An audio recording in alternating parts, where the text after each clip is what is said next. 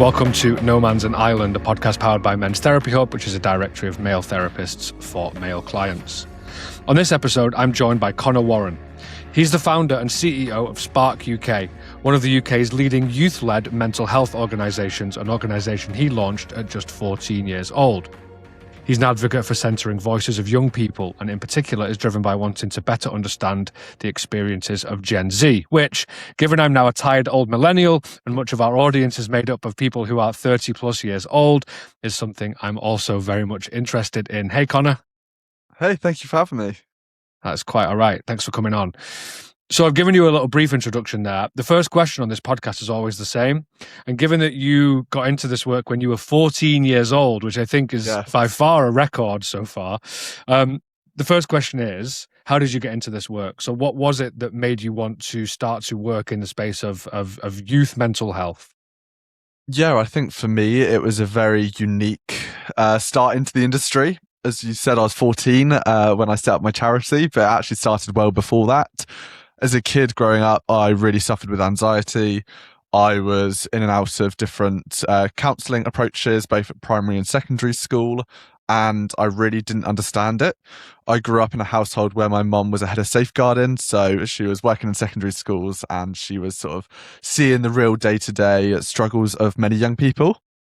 And when I joined my secondary school, there was this opportunity to become a mental health ambassador, which was basically a school council within the school that was aimed to upskill the young people to learn about mental health and then deliver assemblies within the school. And it was something I was really interested in. I thought, I like to get involved in stuff. So I was like, why not just get involved in this extra thing and sort of add something to my CV? And yeah, it really grew from there, and sort of the interest in understanding mental health, helping other young people understand how they can support themselves. And yeah, it just kind of grew from there. So at 14 years old, you started to experience some mental health difficulties. Yes. Yeah. I'm interested in this because when I was 14 years old, back in day, many thousands of years ago, it feels like now, mental health was not a conversation that was going on. I hadn't really heard. You would hear about mental illness, and there was obviously a massive taboo associated with being mentally ill. But general mental health wasn't a conversation, and particularly not for men, but not for anybody. So what was it like for you as a 14-year-old? And just remind our audience how old you are now. Yes, I'm 20 now, and yeah, it was something that I really did not understand at the time. So I think I was going through a lot that now that I've been in the industry and I know a lot more, I actually was like, I can see at what point I was at that point of life, and I could see how many issues that were going on. And yeah, when I was 14, I was very up and down with my emotions. I was really struggling mentally, and I kind of knew that I needed support. And sort of I've been through support in primary school and kind of learning through grief and stuff like that. They were sort of teaching me about emotions within therapy, but it was never like, oh, I am depressed, I need to go and do this. I didn't understand that till actually I was probably 17 or 18. I didn't actually myself understand what I was going through mentally. It was more a kind of me looking at other people around me and seeing that they were struggling and not really much about myself. What was that like then, to suddenly start to realize, oh, I am experiencing X, Y, Z. I am somebody who is struggling with their mental health in an environment where, as you say, actually, there seemed to be at least the beginnings of an understanding and a network of counselling professionals. I went to an all-boys private school. We had a nurse, and that was it. There was no counsellor. I know, having worked in schools now, most schools have counselling options available to them. So was it easier for you? I guess you don't know because you don't know what it's like to be my age. Yeah. But from what it sounds like it was at least easier. Yeah, I think I was really fortunate that while I was at school, there was counsellors that were accessible for all students to use.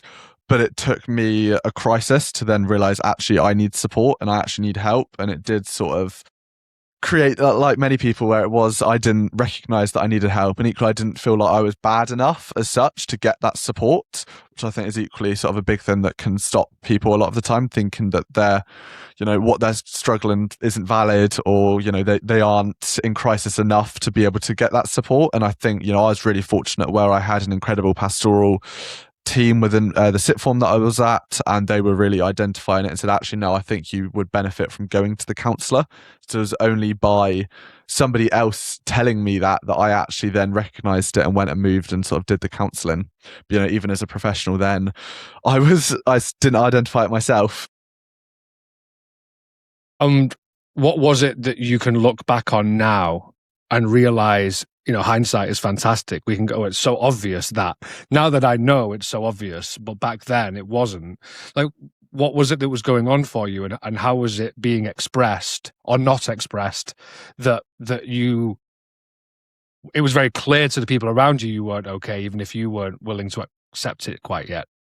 Yeah, so sort of towards the end of secondary school, start of sort of sit form, I was really struggling with low mood, depression, anxiety, and eating disorder.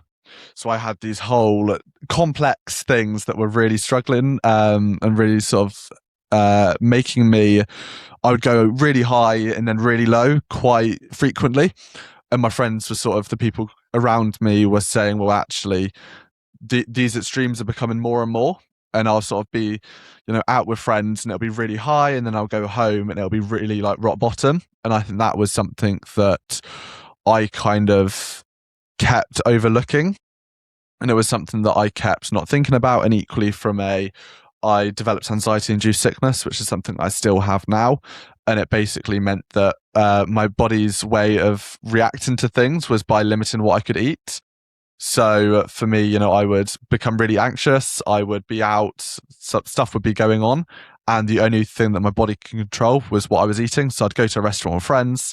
I would be, anxious. I would then be really hungry, and I love food. I would order a bunch of food, really looking forward to it. The second the food comes in front of me, I would then completely lose all appetite and not be able to eat anything. And that was something that I really struggled with for about 2 to 3 years, that I just did not understand. And it was only through people actually saying to me, no, this is what you're dealing with, that it was actually, okay, this is actually something that's related to my mental health and not just some weird thing that's going on to me. And of course, your work now is focused a lot on the experiences of young people, Gen Z, in terms of their mental health.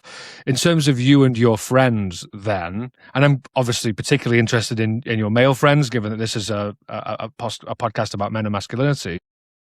What were the conversations like between 15, 16-year-old boys 5 years ago in terms of mental health, once it had been recognised in you and once you had recognised it in yourself?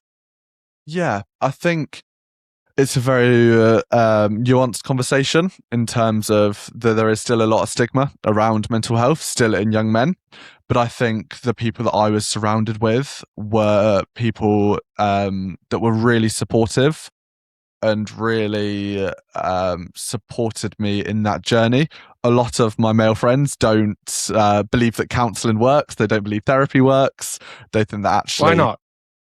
Because they believe that actually they should just deal with the things themselves, which is something that I challenge a lot. And I say, coming and chatting to me is a form of therapy or counselling, because you are just expressing yourself and you're just saying what's going on. And I think that's something that definitely has been a barrier to a lot of conversations. But I think those conversations now, as time goes on, are becoming less and less frequent, and more people are identifying and understanding the benefits to learning about your own mental well-being and equally going to counselling and therapy. And within that context then, how did you begin to find the courage to dare to speak it and say to these guys who are still reluctant to engage in their own reality of their mental health struggles, which, look, every 15, 16-year-old boy has challenges. I mean, every human has challenges. Not everybody needs therapy. I think most people would benefit from therapy, but that's a whole different podcast. You are still in an environment where, actually, even though people of my age might think, oh, your generation is so fantastic about speaking at their mental health, sure, but we set a pretty low bar. So there's still those challenges. How did you find the Yeah. courage to actually be not just open and honest about it, but then to go, do you know what? I'm going to make this a project. I'm going to make this a charity. I'm going to make this at least maybe not your life's work, but at least your early life's work. Yeah, I think it was a really big thing that I did struggle with to begin with. So when I first started, I wasn't looking at my mental health at all. So I was very much kind of separating myself to the charity in which we were running. And it was only when I was actually kind of overcome that hurdle that I was then opening up about my mental health publicly. And I think, within my friend groups, the people that really knew me, I still wasn't exactly telling them what was going on. And I really found myself sort of closing in and not talking about it because I did feel that stigma still. I did feel that people, I got told when I first set up Spark, I was getting told in my classroom, well, you don't have mental health, so you can't teach people about it or you can't talk about it. And there were still in the classroom these conversations going on about people not understanding what mental health actually was. So when it came to me trying to, explore counseling and explore therapy, it was something that I was really nervous about because it was something that I didn't feel myself that I was bad enough to have it, but equally I didn't want people to think that I was weak for getting it. And I think that's something as well that can be a big thing, is actually that weakness to go, and it can sometimes be perceived that way, and it's not that way. In my eye, it's probably actually stronger to go to it because you can accept yourself that you need that support, and I think that's far stronger. But there was still a stigma around that, and it took a lot of courage to talk to my friends about that and actually say, yes, I am going to counselling. I am, because I need it and because that's what was going to make me better. There was, nothing else. I knew I knew from, the CBT point of view, how I could actually make myself sort of better. But at that time, I didn't want to do anything myself. I was very much in this sort of whirlpool of emotion. So by going to counselling, it allowed me to express myself in that healthy way where I could talk about how I was feeling. And that's what worked for me. And I think those friends that, didn't agree that therapy or counseling was a good thing, I think they saw the change in me and they did start to recognize that actually, yes, there is productive elements to this for some people, because it doesn't work for everybody. For a lot of people it will work. And sometimes you've got to lead by doing, because you can't convince people. All you can do is go like, well, actually, you can see the change occurring in your friend, and that's not occurring through conversations with you guys who are being maybe not particularly helpful in this. So it must be occurring from this other place. Absolutely. And I think that's so important, is the fact that, everybody lives very different lives. So, I can sit and chat to them, but they're not going to have any idea about how to deal with any of the stuff I'm talking to them about. And that can be really then difficult because then they don't know what to say. And that, whereas, you go to sort of a professional situation and they are equipped to, respond to what you're saying and to be able to sort of support you through that. And I think that is so important. What do you remember of those early therapeutic sessions? Because you're going in, were you seeing, I guess you're not seeing a child psychologist by that point or a therapist because you're, what, 16, 17 years old? Yeah. How did you feel that the therapeutic environment was set up for you as a young man? Yeah, I was, again, obviously really nervous when I went in. I wasn't really opening up as much as I should have. I was just kind of saying certain things that I thought they should hear. So I wasn't expressing everything I was feeling at that moment for the first few weeks. I You're was trying to be a good client. Exactly. I was trying to not go into too much detail about what I was feeling because I was worried that they'll perceive me a certain way or that they will, X, Y, and Z, which is, quite unfortunately a normal thing that people do to begin with. But it was, as time progressed, we got more and more comfortable, and it was kind of a place where it was a safe place where I could go and debrief. And obviously, the more that we got to know each other, the more I could kind of fill them in, and it felt more of just a gossip session by the end of it, where we were just sat and actually I was updating them, and it was like it felt right. But I think that did take a long time, and it was kind of over the space of probably just over a year where we were kind of weekly within our school, within my school timetable, I was having that sort of counselling sessions and really trying to understand myself. So I think that was a big part of what helped me, was it was actually understanding me more and being able to unpick parts of my life that I wouldn't have been able to unpick by myself, and going through it with that other person and really understanding all of that. Was that part of the challenge for you? Because this is one of the most common experiences I think I have with male clients, which is, why is this not working after 6 sessions? I'm trying to win at therapy is a classic one. I'm trying to be the best client I can be. I want to smash this. And it's like, actually, part of the big challenge for a lot of guys is to relax into the process and allow it to take whatever time it takes. Absolutely. I think that was something that it really was a long game. It wasn't a quick win. And I think that's something that is really, you've got to put the time and effort in. And I think that's to start with. I was very much trying to just be like, I'm going to do this and then get it over and done with. But I committed and sort of melted into it as such, it was much more, I was getting so much more value out of that. And over that long period of time, I did get so much more value than I thought I would have to begin with. I just want to pick up one thing that you said, which was that when you started therapy, you should have been more open. There's a really interesting distinction here. When I was doing my therapeutic training, if we can replace the should with the could, which would be to say, well, actually, could you have been more open? And the reality is, from what you're saying, it sounds like actually to begin with, you really couldn't, because you didn't have the tools, you didn't have the capability, you didn't feel like this was a space where you felt safe enough to do so to begin with. So that should is quite a judgmental term to use. And actually, in the long run, it sounds like the process worked. Yeah, absolutely. I think it was very much I probably wouldn't have got as much out of it if I had been as open to begin with. I think it was much more about, those first few weeks building a comfortable space where I could actually then share and could actually talk about how I was feeling. And I don't think that could have been something that could have been created in the first couple of weeks. It needed that time to actually almost have that surface level conversation where actually you do, delve into and build that relationship. And I don't think I would have been able to open up any more than I did, sort of the timeframes I did.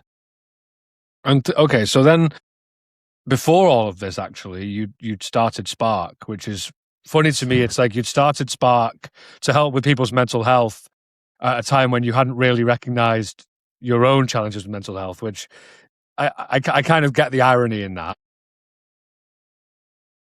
Tell me about that. Tell me about what sparked the creation of Spark, and that was a pun intended. And what was it actually that led you to want to create a movement that focused on people of your own age? What were you seeing that was missing? Yeah, I think, it goes back to, obviously, I was saying that I did a mental health ambassador course within school when I first started, and we continued doing that for a few years. We were doing assemblies within our school. We were, speaking at Ofsted conferences, all these different things where we were really sort of building this thing. And then the dreaded COVID came, and like every extracurricular activity in school, it kind of got stopped. Funding got cut, staff didn't have the time anymore, and we had all these ideas that we wanted to do, kept getting shut down. Me and a group of friends, we went for a rant in sort of December 2020, and we were saying, sort of, in an ideal world, what do we want there to be mental health support wise for young people? And we said we want resources that are not out of date, because at the time, and still now, most mental health resources in school are early 2000 BBC Three documentaries that not a single young person actually wants to watch. And we felt that celebrities... Are you serious? Yeah. Wow. Yeah. Okay. It unfortunately still in the PSHE lessons, they will still be getting the early 2000 BBC Three documentaries that are 45 minutes long and nobody wants to watch them. And unfortunately, that is the reality of the education system back then, and even now to some capacity. And yeah, we were just ranting for an hour, and we said, what do we want? And then we said, why don't we just try doing this ourselves?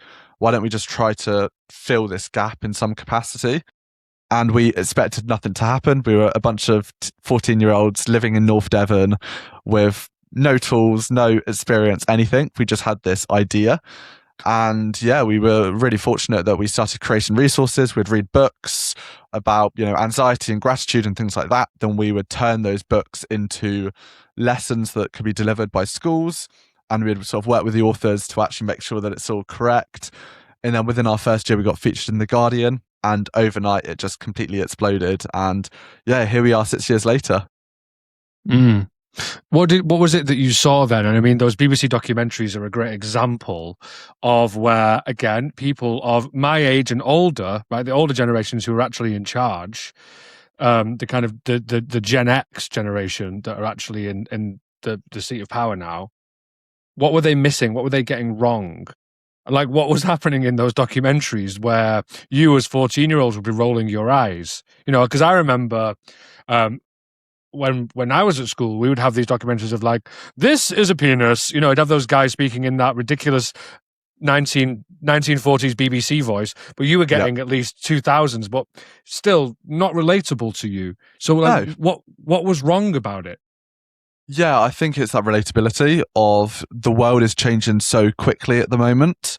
And actually, even a video from a few years ago is so out of date. So, back in 2019, where it was kind of all these things were going on, and actually these early 2000 BBC Three documentaries were so cheesy. They were so cringy to sit and watch. We actually engaged with them. But equally, it was information that had been, mental health in the past sort of 2 decades has been, there's more and more coming out about revolutionized. Absolutely. So, early 2000s was a very different idea of mental health to what it is now. So these documentaries and these resources as well, because a lot of the time, the resources in which the schools use, the lesson plans, the PowerPoints and all that, are stuff that the school bought probably 5-10 years ago. They don't want to spend any more money on some new ones. They just redo the same ones every year, which again, are completely out of date. And then you are still creating these environments in which the young people that actually know about mental health and are actually going through the things themselves, they don't feel that they are being truly represented, or they don't feel that the stuff that is being taught is relevant. And then that again creates that divide within a classroom where you've got one half that thinks mental health isn't real, that thinks it's only mental illness and that people just need to grow up, and you've got the other half that are really struggling. And there becomes this disconnect between the two.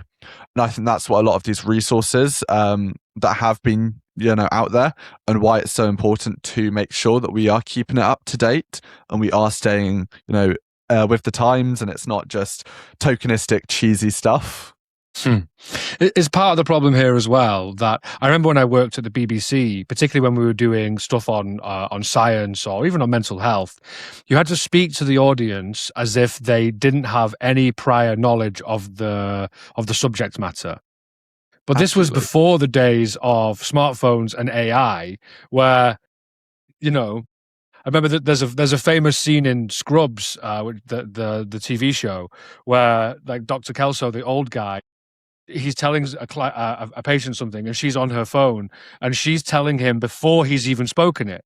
And that's very funny because like that's what a lot of people are missing, is that your generation isn't not knowledgeable on this stuff now.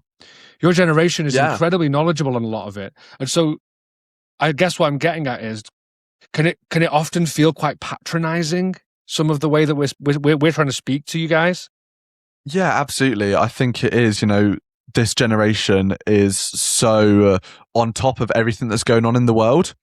And I think that's something that a lot of the time these resources can feel like sort of an adult that's there telling them everything, but in reality they know what a lot of that is and they know how to do it. And that's where we are really fortunate, where everything we do is fronted by young people, it's created by young people. And actually we've understood that young people want to see people their own age telling them about things. And this is why, platforms like TikTok are doing so well, because people can follow people their own age and they can learn, for me, even looking at accountants, I'm looking at an accountant who is similar age to me, because actually we can relate to things.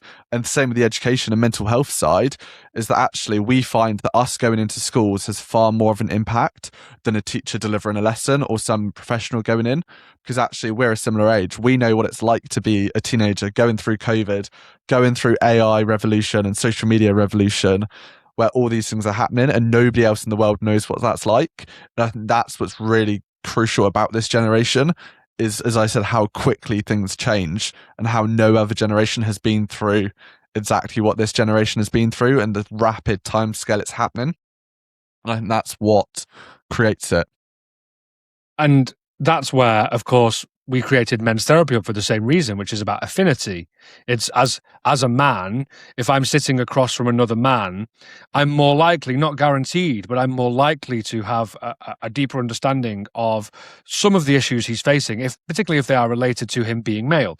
So I've worked with many young people your age. I'm more likely to vibe with them if they are queer because I am too, for example, right?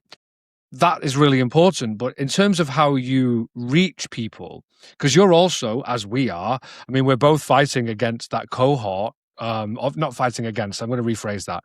We are both fighting to try to engage that cohort that don't want to engage the 50% of the class that you said. You've already got the other 50% on your side. So what are your tips? And I'm totally going to try and access your mind here, just to be clear. What are your tips? Because look, most of our podcast listeners are 35 plus, between 35 and 60 is so like, you know, I'm nearly 40, so that makes sense. Yeah.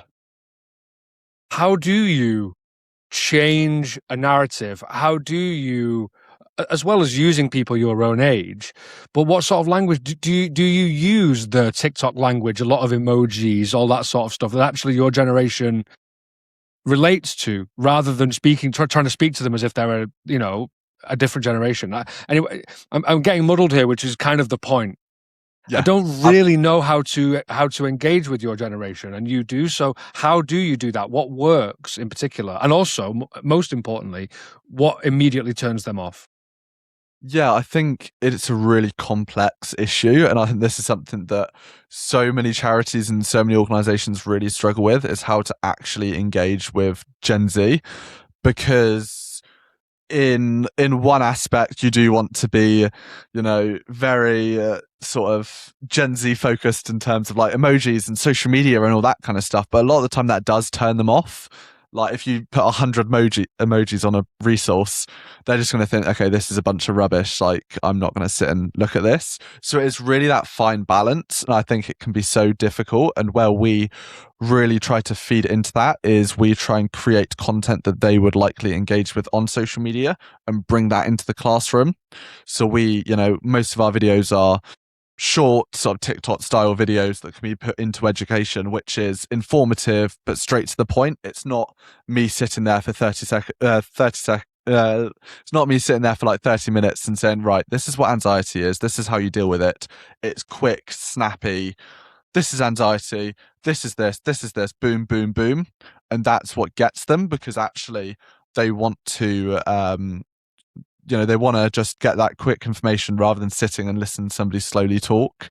And I think that can be a really big thing. And yeah, what we do and what we've done really well is our Advent calendar every year. So one of the first projects that we ever ran was our All-Star Advent, which every day in December we would have celebrities send in videos giving tips on mental health. And it really worked, because actually that was a way that we could engage with 100% of the class. So we would have celebrities from Judi Dench to Johnny Wilkinson, Love Islanders to Hollywood actors. We would have all of these people coming together and sharing messages on mental health. And that way we always aimed it so that every single person in that classroom throughout December would have one person that they look up to giving a tip on mental health. So whether that is young people or whether that is, a rugby player or a football player, that way they are listening to somebody that they like. I think that's something that is really important, is that you can go to a classroom and you're never going to be able to engage 100% of the people at once, because everybody will be switched off by one thing. So depending on what it is you want to achieve, that will then dictate on how you market that. So if you're specifically looking at those people that are actively already engaged in mental health, then you are going to have a far different conversation and different sort of educational point of view for them than you are those people that honestly have grown up in a family which don't think mental health is real. They, the bantery aspect a lot of the time, we look at the sort of the manosphere aspect now as well, and sort of all these different dynamics, and you'd have a very different conversation with them than you would with the other group.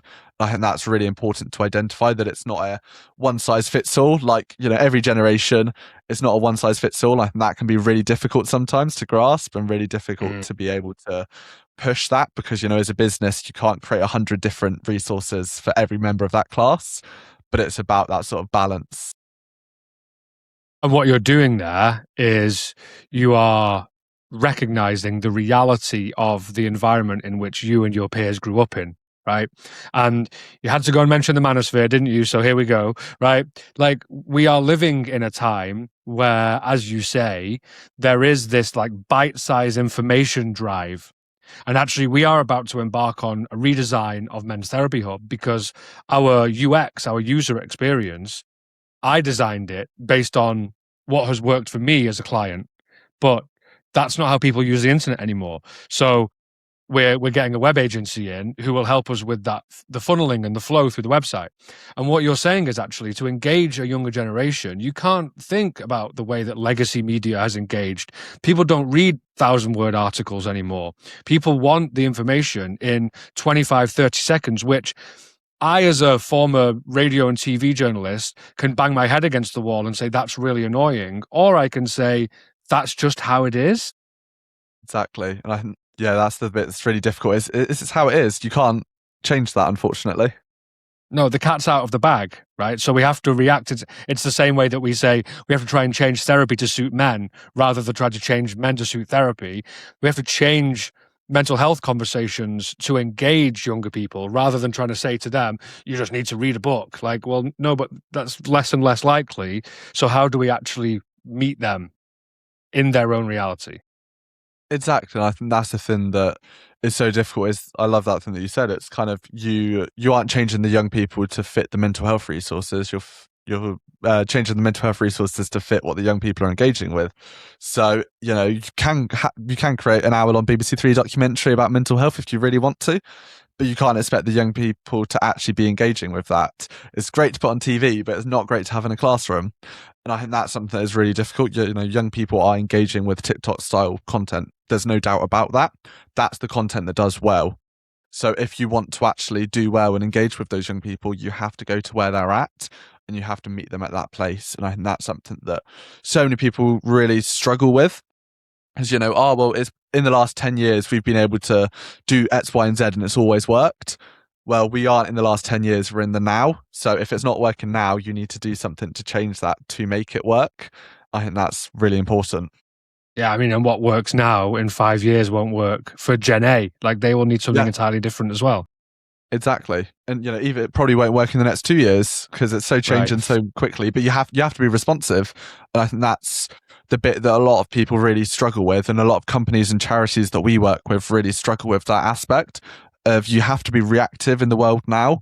So many things happen all the time that the only way you're going to keep up with it and the only way you're going to stay relevant is by being reactive. Yeah.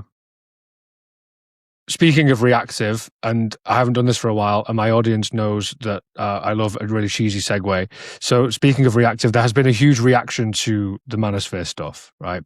You mentioned it, and it's difficult to talk about your generation without talking about that, because that is an online phenomenon. That is not a real world quote phenomenon.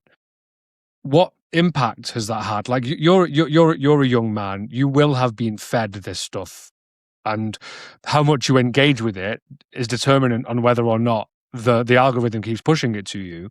What have you seen in the young men and boys around you in terms of the engagement with it? Because there are conflicting and contrasting narratives on this, that we are over exaggerating the impact of it, and also, they all on the other side of it, this is terrifying, and all boys are now turning into misogynistic monsters. Like, how do you see it, and how do you engage with that narrative where you as a young man are being spoken to in these negative terms, or about in these negative terms?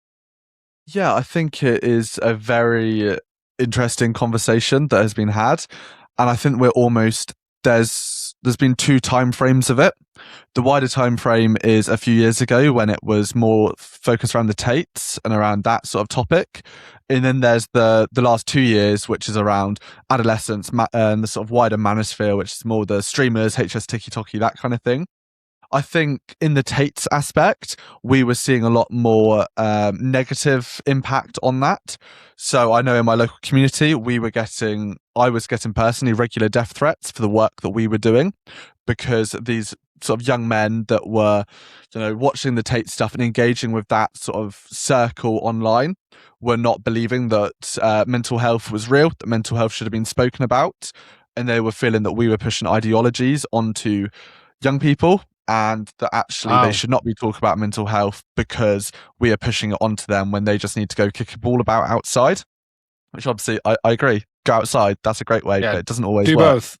Yeah. Exactly. And I think that was something that, yes, there was this cohort of young men who were influenced by the Tates who did have these ideologies. And that was something that we did get firsthand, and I got firsthand experience of the repercussions of that. However, that then transitioned quite quickly as it came. It quickly disappeared again, and that kind of influence that they had, sort of the brothers had over that cohort, did disappear. And I think a lot of that went into two different routes. It either went into young men who kind of, look at the Quiet Revival, they went into Christianity, they went into church, and they sort of changed their behaviors. Or you've got a smaller cohort that has then gone into this newer sort of masculinity sphere, which is this manosphere, which is the streamers, it's the HS TikTok. And I think these ones are a little bit more kind of online only conversations. And obviously I can only talk from my personal experiences of what I've seen, but I'm seeing from the conversations I'm having with young men that they are seeing these more as entertainment now rather than education. So they are seeing these conversations around masculinity, what these streamers are doing, they are seeing it as actually, this is a load of rubbish. I'm watching this because it's a bit of entertainment, and not that they agree with those ideologies that they're having. And I think, there is still a smaller cohort of young men that do believe everything that is being said, but I believe that that is a tiny proportion now in comparison to how it was a few years ago with the Tates. And I think that's something that we are seeing, that actually, those ideologies are becoming less and less, and it's not necessarily about, it's being sort of portrayed a lot in the media. And equally, as a young man myself, it can be difficult sometimes because the media is sometimes pushing these sort of viewpoints in which it can seem to be that young men are dangerous, young men are believing this, this, and this. And in reality, it's not always the case. And it is a small, small minority that are believing that. I think, it's been an interesting few years. And I think, we've seen both sides to it. And that is kind of shines a light on the reality of it, is that you are setting up, or you have been setting up, a youth-led mental health organization, charity. And for a brief period, there was such pushback from the young men around you that you were receiving death threats, which, like, holy shit, that's mad to think that was the reality of, like, you're just trying to help people. And that was the divisiveness of that space and that time. It's good to hear, and it is kind of the anecdotal evidence. It's good to hear, actually, that mostly young men now are moving away from that. There is, of course, the kind of bone smashing, look maxing to contend with, and that's obviously a big issue. But actually, I think, and I wonder here is, so I was out on the weekend with my wife, and when I drink, I smoke. Don't judge me, and I hope my mum's not listening because she still doesn't think I should smoke. I don't drink very often, but when I do, I like a cigarette. And I asked a young woman on the street for a lighter, and I went over to this group of young women, and they were sitting there talking about how much they hate men. And they looked at me and they went, yeah, we all hate men. And I said, well, why? And they said, well, all men are terrible. It's very hard for me not to get drawn into that discussion, given what I do for a living. And all I said was, I could understand why you think that way, but that narrative does not end well for anybody. right? That doesn't, and so what have you seen? Because there was recent research done, I think it was the New Statesman have done some research around women's attitudes to young men. And actually, women have a far more negative attitude to men than men do to women. So what have you seen in your cohort in terms of the polarization that we have been witnessing, and also the research points out is happening? Yeah, I think I've heard women say I hate men far more than I've heard men say I hate women. I think once or twice have I ever heard a man say I hate women. I think once a week I hear a woman say I hate men. I think that's something that is really says it all in itself. I think there is this kind of villainization of young men, as I sort of mentioned a minute ago. And I think actually there is these kind of, everybody's being put in these categories and everybody's prejudging people before they actually know. And a lot of that is coming down to gender. And yeah, we are seeing a lot of women have these viewpoints because they might have had one bad experience with a man before, that we're seeing these viewpoints in which all men are categorized into this area, which actually does become a really unhealthy thing, because you wouldn't do that for anything else. You wouldn't do that for any other trait of anybody. It is specifically that trait.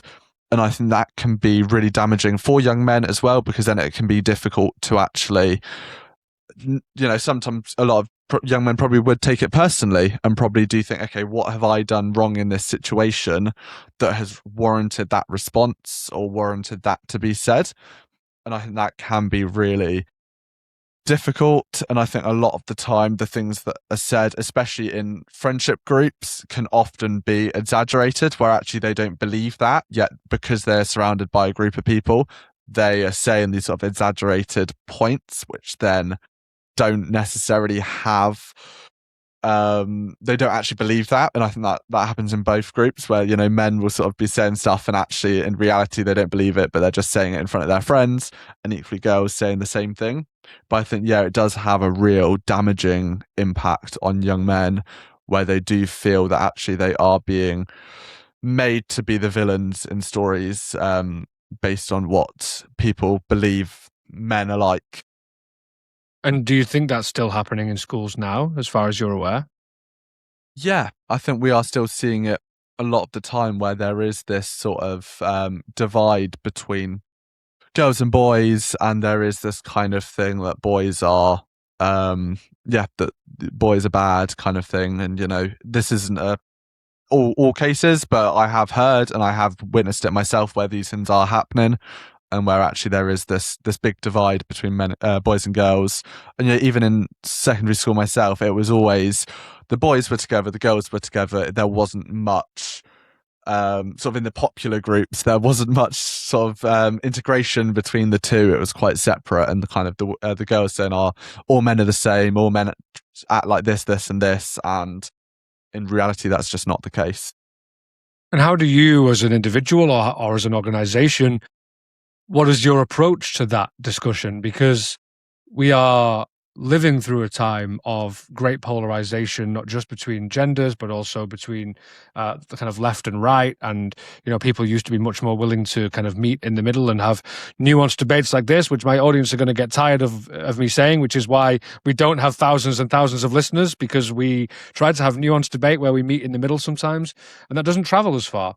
But how do you tackle that? Again, as an individual, but also with your organization, the realization that a lot of people are feeling alienated and isolated in their own tiny little cohorts now. Yeah, absolutely. We're very much in a radicalized society right now, where the things that are going to make you do well are the radical point of views. And, we saw that completely in the Manosphere stuff, where it was, they don't believe what they're saying a lot of the time. They're just saying it because it knows that they'll get views. And I think we are seeing this, especially in secondary schools and sixth forms, where because somebody believes a certain thing, or they might have one opinion on something, they're then automatically categorized as they have all of this that they believe in. And in reality, that's not the case. Me and you can agree on some things, but as humans, we're never going to agree on everything. That's just not possible to agree on absolutely everything. I think that's something that people forget, and almost debate has now become argument, And actually, it's really important to be able to have healthy debate. And, I love a good debate with people. And me and my friends always would just sit and we'll spend evenings debating and stuff. But now it's becoming more and more, you can't debate, you can only argue. And those arguments become unhealthy and unproductive because people quickly judge, quickly kind of say, well, you believe this or you are this, so you must believe everything else. And then they are very quickly then elevating and changing that argument to sort of explode as such and to get that kind of that heat factor. And we're seeing that a lot, especially in the world now, with obviously more and more reality TV coming in and all these kind of things where this content is the stuff that people are watching. They're engaging with these, It's rage on Love baiting, isn't Island. it? Yeah, exactly. It's that rage baiting, and it's the thing that is becoming more and more apparent, where people are quick to judge and quick to argue. How do you imagine that we start to move away from that? Because over the past many years, I mean, when I used to go into schools, I used to say to people, like, even within your friendship group, one of the girls can say something that the rest don't agree with, and suddenly she's socially isolated. She's ostracized. It's like, oh, you don't agree with everything that I say, well, therefore we can't be friends. And that just simply can't be how we construct. Well, I mean, it isn't how we construct society, a community. So how do we move away from that? Like what do you and your friends talk about? Like, do you and your 20-year-old friends, do you dare to disagree with each other? Absolutely. We will sit and, me and my best mate, there's most things we do agree on, but there is some big things that we don't agree on. And we will sit and debate, and we will, whenever it gets brought Like up, we'll what? sit and Come on, debate for dish ages. the dirt. Like what? What do you The, disagree on with the, your mate? there's all sorts. To be fair, at the moment, it's social media and the social media ban that's impending. We've had Okay. many arguments and debates over that. But even with friends, there's a lot of different things around, especially around mental health, and as I said earlier, about counselling and therapy, and sort of whether that is productive or not. And there's all these different things that we do have healthy, long debates on. I think for us, when we sort of as an organisation, when we go into classrooms, we try and do everything as a conversation. So we aren't stood there to begin with saying this is what this means. We say as a class, let's come up with a definition, let's come up with ideas. And I think that then allows people to share. It allows people to have that healthy debate where actually, when we say mental health, what is mental health? Well, one person might say, it's this, another person might say it's this, and actually they can have a healthy discussion about what that is. And equally, something that we've been doing recently as well is around what does it mean to be a man? And then having these conversations in a classroom about what young people think it means to be a man. And then they can have these conversations and see different people's viewpoints. And obviously, this is a very baseline thing. But if we can introduce this concept into just having discussions into their minds, then maybe at break times they'll continue that conversation and they'll get on to more topics.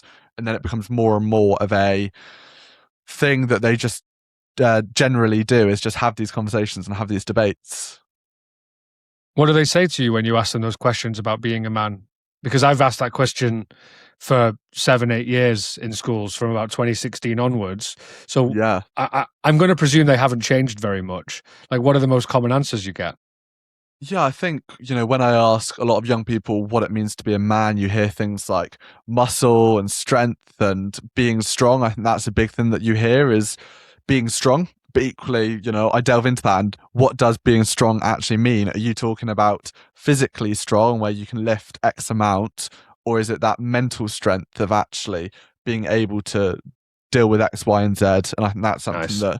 that brings a really interesting conversation about what strength actually means, and what all of these different things, which a lot of young people will think, oh, well, I have to be, young Martin. You scroll through TikTok nowadays. You gotta be an entrepreneur. You gotta have millions of pounds. You've got to have a nice car. You've got to dress like this, and you've got to be really strong and work out 10 times a week.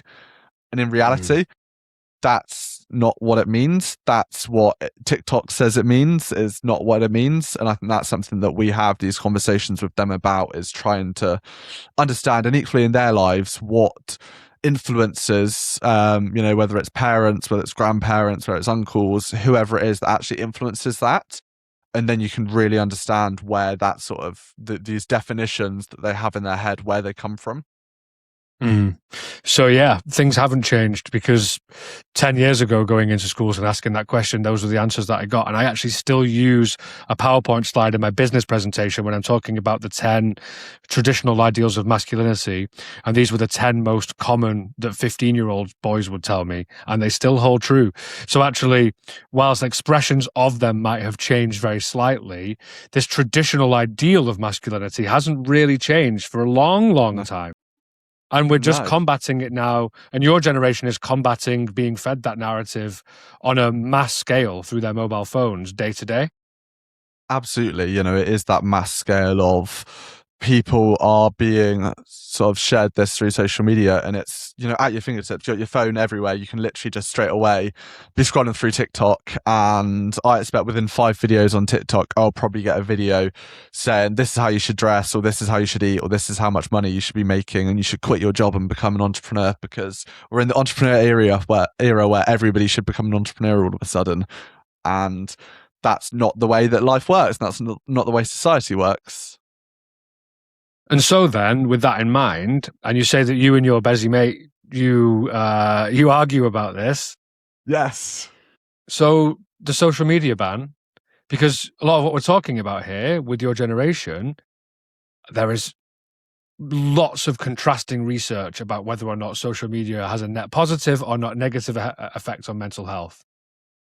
I'm going to presume, and correct me if I'm wrong, that you are anti social media ban. Partly because I think you understand that social media can be harnessed for the power of good. Am I correct on that? Absolutely. Okay. Why then? And what? And then from the other side, what does your friend say, whose side I might take?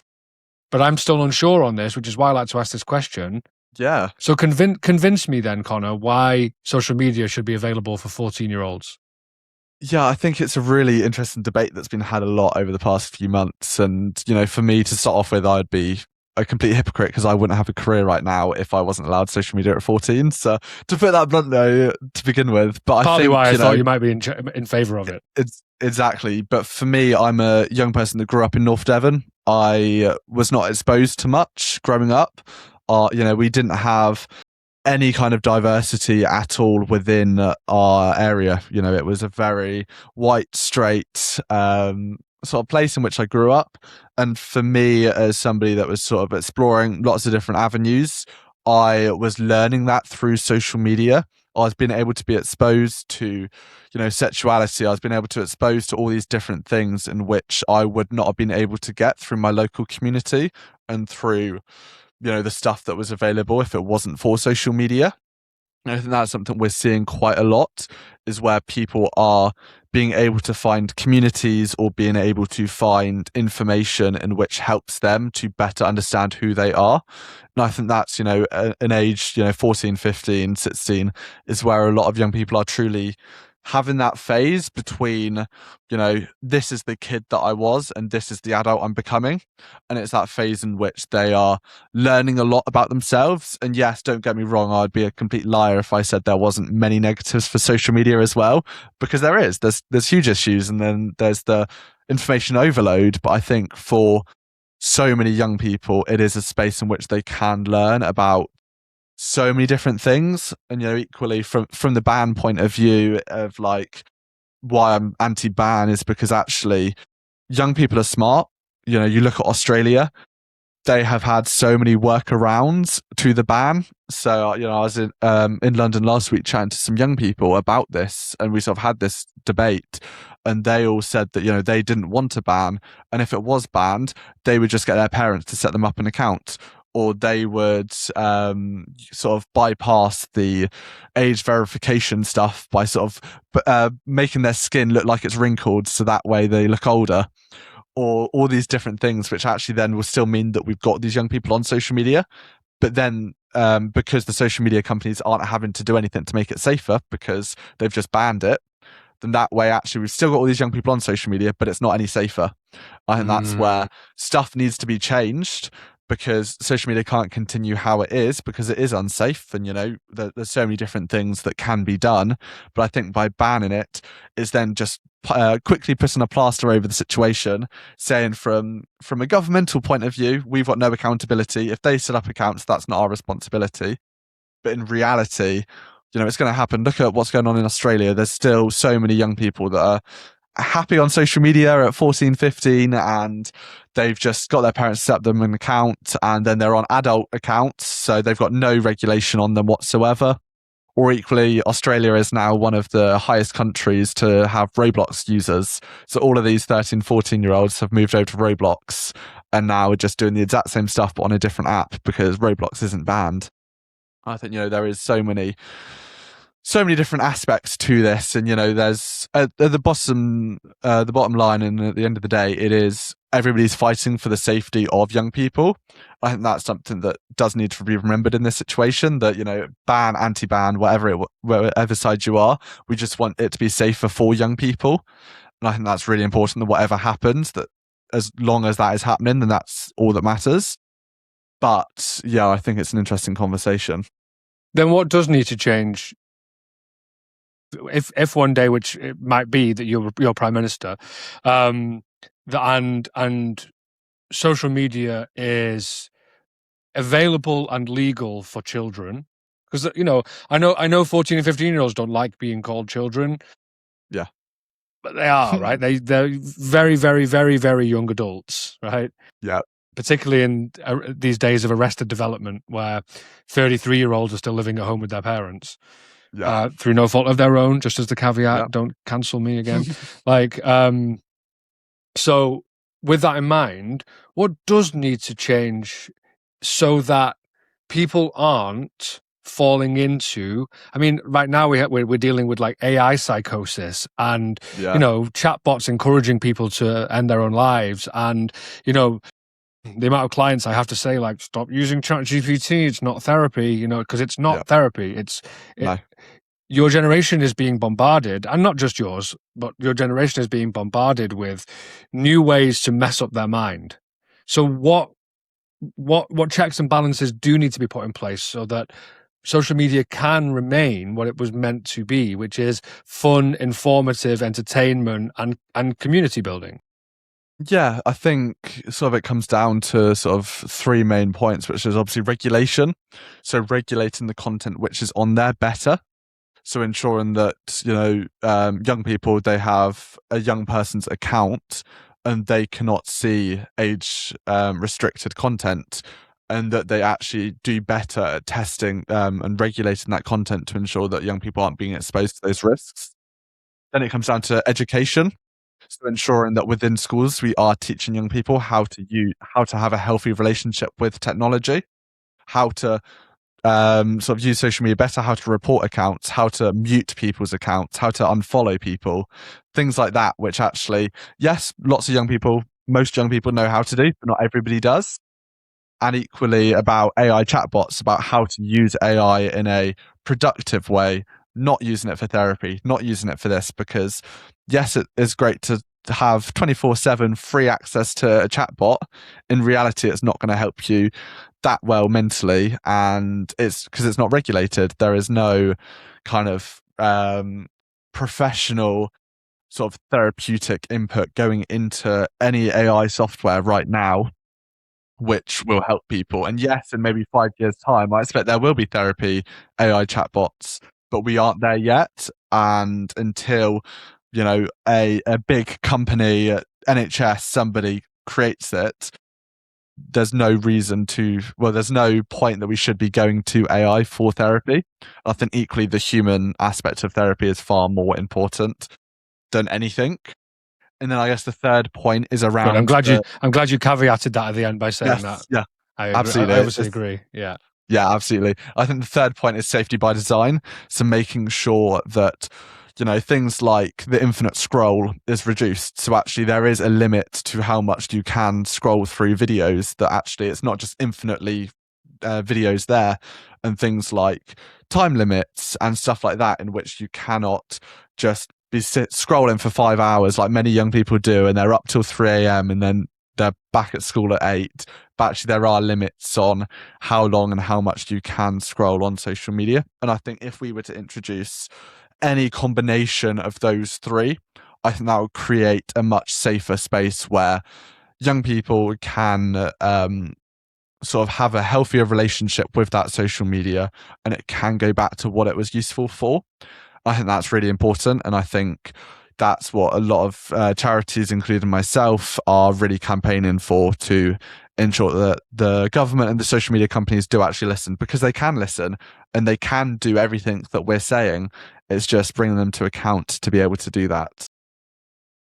Okay, and so with all of that in mind, I'm going to ask you the closing question, which is always the same, which is I'm going to give you unlimited funds. You're going to have the keys to the vault, right? And I just have to make very clear, you can't just say more Spark, right? Because that's cheating. Yeah. But what would you do? What would you implement that would have the single biggest impact in the arena that you are hoping for? So I guess with you, it would be for youth-led mental health. Yeah. What would you do, and what impacts would it have? I think for us, it would be, well, for me, it'd be every school training up young people to lead the conversations around mental health. I think if every school had a group of young people who understood what mental health was and could deliver lessons and assemblies, then the world would be so much better, because those young people would listen to people their own age, and actually they would engage with it so much more, and they would take so much on board. So yeah, I'd want every school to have a bunch of students who are mental health ambassadors and who could go and teach all their peers about it and really upskill them and be able to fully understand and take ownership of that, because I think that is, such an incredible way for young people to be able to fully take ownership in their own mental health, but equally the ownership of teaching their peers, and everybody else learns so much more. And equally, I wouldn't be here if it wasn't for that. So we hopefully will have a million other sparks if stuff like that happens. Awesome, Conor. Thank you so much for giving us your time, and well done for spotting this so early, and for being so brave to set up an organization at 14. I'm sure that we'll be hearing about you for many years to come in this space. So if people want to find you, where do they go? If people want to find Spark, where do they go? Point us in some directions, please. Yes. If you want to find out more about me, go to conorwarren.co.uk. And if you want to learn more about Spark, it's sparkuk.co.uk.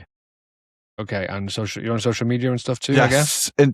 Instagrams, I am Conor James, and same handle for every other platform. And then for Spark, it's Spark Teens. Awesome. Thank you so much. And yeah, such a big well done from me for daring to do what you do. It's so brilliant, and you're so eloquent on this, and we should promote youth voice much more than we do. And it's great to have you at the forefront of it. So cheers. Thanks for listening to No Man's an Island. If you enjoyed this, please share, like, and subscribe so more people can join in the conversation. This podcast is powered by Men's Therapy Hub, where you'll find more resources, support, and a directory of male therapists for male clients. Don't forget to follow our Instagram and TikTok at Men's Therapy Hub. The music is by the Swedish artist Reindeer, spelled Raindear. Thanks for joining us. See you next time.